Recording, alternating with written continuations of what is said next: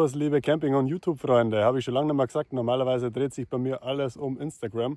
Der ein oder andere kennt vielleicht Blauweiß Familiencamping zwar aus YouTube, aber die allermeisten von Social Media, von Instagram oder auch gar nicht. Vielleicht seid ihr einfach auf der Suche nach einem coolen, gepimpten Offroad Ducato, nach einem coolen Campervan für die ganze Familie. Ich mache euch jetzt mal eine coole Roomtour hier auf die Schnelle, dass ihr mal ein paar Einblicke zum Fahrzeug habt, wenn ihr mehr Details wissen wollt. Schaut entweder in die Online-Inserate oder auf Instagram vorbei. Auf Instagram findet ihr alle Umbauten im Detail und auch natürlich eine große Roomtour zu dem Fahrzeug mit allen Eindrücken vom komplett leeren Fahrzeug, vom Fahrzeug mit ein bisschen Inventar.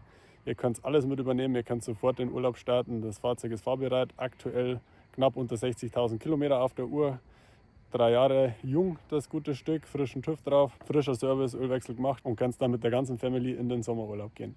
Egal ob zu zweit im Doppelbett oder mit maximal aktuell 6 Schlafplatzmöglichkeiten und 4 zugelassenen Sitzplätzen, sollte es für die meisten ausreichend sein. Also macht es gut, blauweiße Grüße, viel Spaß beim Video.